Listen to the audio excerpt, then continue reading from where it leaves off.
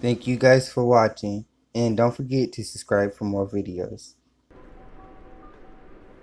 When I was in 7th grade, there was a new guy that came in. His name was Antonio. We were very good friends, and he was quite friendly with everyone. He was extremely charismatic. He had amazing drawing skills, with a very particular cartoony weird art style. And he wasn't edgy. He was just very anti-religion and liked guns. A lot. We'd play a lot of Xbox together, and the absolute only games he'd play would be shooters. Halo, Call of Duty, Medal of Honor, Sniper Elite, those were all in his game roster. His dad was from Belgium, but we lived in Costa Rica. And their family did own a couple of guns, which is almost unheard of here. In 10th grade, I moved schools to one closer to my house. But my best friends, one guy and 3 girls, all stayed behind. So did my now wife, but we weren't dating at the moment. So I stayed in touch with most people from that school. Now the principal that we had was famed for being a massive bitch before she got to the school, and her arrival wasn't exactly welcome with open arms, but everyone put up with it in the end. My friend, however, was not very keen on her. There was a point in which Antonio started handing out bullets, or bullet casings, to people he deemed important. He gave these to my 4 best friends, and his recent ex-girlfriend and my now wife. He also had a habit of making a cut in his forearm and sucking out his own blood. The week we started school, he'd kept saying that Thursday was going to be the day, and this kept happening until said Thursday came. He got out of class and walked over to the principal's office. He spoke with her for a few minutes and then shot her in the head.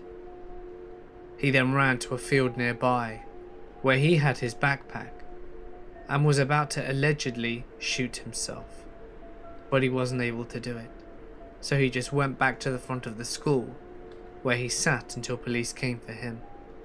This was the first fatal school shooting in my country, and it was talked about for quite some time.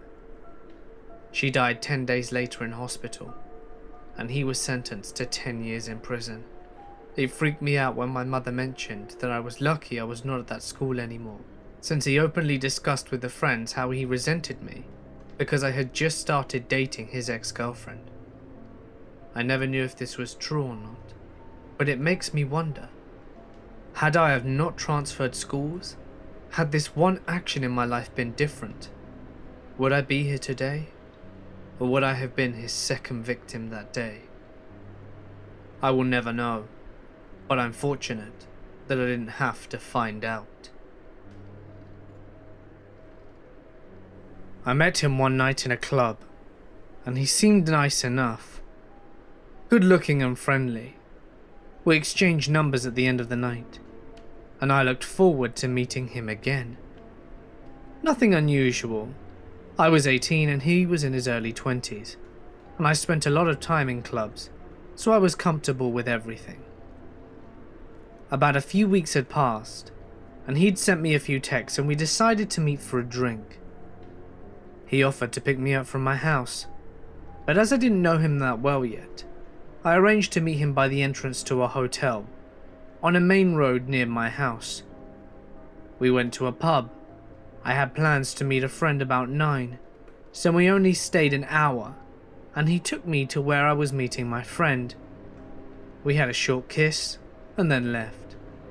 I was glad it was over, as he was actually not interesting at all. Boring, in fact. He added me on Facebook and I accepted, but I didn't think that we'd speak much after that. I was very wrong about this. A month or so had passed, and we didn't meet again until one night out in our town where we met by chance. He told me he couldn't stop thinking about me. I was drunk and foolishly kissed him as we parted ways again. A couple of days later, it says on Facebook that he's in a relationship. At least this meant he wasn't interested in me anymore, I thought. However, it was not long after that he sent me a text that read, "I am obsessed with you." I told him to stop at this point as he had a girlfriend. He passed it off as just being flirty and told me to get over it. For about 6 months after this, every few weeks he would text me. After the first message happened, he sent incredibly graphic details about how he wanted to have sex with me. I deleted him on Facebook and kept asking him to stop. Sometimes he would include naked photos too. Keep in mind that I never got any further than a kiss with this guy. He texted me once about 10 months into our relationship whilst on holiday with his girlfriend, and told me that he wished it were me, not her. Again, I told him to stop. Each time I turned him down. He'd get annoyed and tell me that he'd never wanted to speak to me again. But sure enough, it was usually less than a month. I'd get a random naked picture again or something. All of the messages I could have ignored, but one night, I hadn't heard from him for a few weeks, and I was home alone, as my parents were on holiday. Bear in mind, this is something I hadn't told anyone. Around 1 AM my phone rings, and it's him, so I hang up. These texts followed. Him: "Hey, let me in, I'm outside your house." Me: "No you're not, leave me alone." Him: "I am. I know you're alone. Let me in." Me: "No, leave me the hell alone. I'm not home alone anyway. You're wrong. You don't even know where I live." Him: "I do. I'm outside your house. Your room is the one with the red curtains." Which is correct. Me: "No, it isn't. And you've never been to my house." Him: "I picked you up the first time we went out." Me: "From about 10 minutes away from where I live. You've never been to my house." I take the opportunity to look out my bedroom window, and there was no one to be seen. Him: "I just saw your curtains move. Let me in." I ran around the house and turned off all the lights. I don't know why. I guess I just thought it would scare him off. Him: "You just turned off all the lights. I know you're there." I was crying a lot now, and the last text I sent was, "Leave right this second, or I'm calling the cops. If I ever see you, hear from you again, or have any contact with you again, I will call the police." His reply: "You don't need to be a bitch about it, I'll go." I didn't ever hear from him again, but the whole thing almost lasted 2 years from that one very short date. I still get really nervous when I see someone who looks similar now. I still don't know how he knew where my house was, or that my parents were away that night, and I can only assume that he'd followed me. I'd been living in my first apartment alone for about 2 weeks. It was a basement apartment, which meant it was cheap, and the windows were right at ground level, so you could see legs and shoes walk by. There were 2 bedrooms. I slept in one with the blinds closed, but the other room's window had some water damage, so I kept the blinds all the way up to let it dry out before maintenance came. That room had nothing in it but spare boxes from moving in. One night, I was asleep, and then suddenly completely awake and alert. Every fibre of my being suddenly on edge. I looked at my phone and saw it was 4 AM. I lay in bed for a minute before I turned towards my closed window, and then I saw it. A large, dark shadow of a person with a flashlight trying to see into my bedroom. I instantly freaked. I quietly grabbed a small hunting knife and stealthily moved to the hall so that I could see the other bedroom, the one whose window coverings were wide open. As I peeked around the corner, the person was scanning the floor of my bedroom methodically with the flashlight. They were big and had heavy boots, and keys that jingled.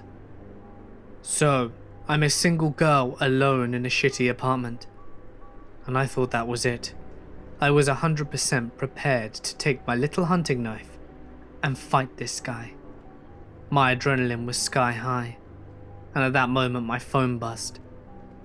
And I got a text from a friend on the police who literally asked, "What's going on at your apartment?" I thought, yup, this is a bad guy. He's peering in my windows and is gonna bust in any second now. But then he went away, and I didn't hear from my police friend after I texted him back. I decided to go lie down on my bed and just wait to see what happened next. Not 5 minutes after lying down, someone knocked on the door with incredible force. The panic mounted again. Now, I have no peephole, no safety chain, just a deadbolt. At the very top of my voice, I yell, "Who is it?" I hear a meek voice reply that it's the police. My first thought is that it's a clever plan to get a girl to open her apartment door. I stood there silently before I heard the voice say it again. This wasn't in trouble. I opened the door a smidgen, ready to slam it shut. But then I see two cops. One backed away from the door, and one upped the steps. They must have seen my tiny knife or something. They proceeded to apologize for scaring me. They were the ones looking in my window. I yelled at them, and possibly cried a little. The adrenaline finally broke. I got the whole story from my friend the next day. Turns out a fellow resident of the apartment complex had gotten drunk, lost his keys, and broken into his own apartment to go to bed. They thought it was mine, and were confused by the lack of broken windows. At the time, I was completely terrified, but I'm glad it was nothing more serious. Hi, my name is Jordan Gibbs, and my channel is going to be about scary, spooky ghost stories.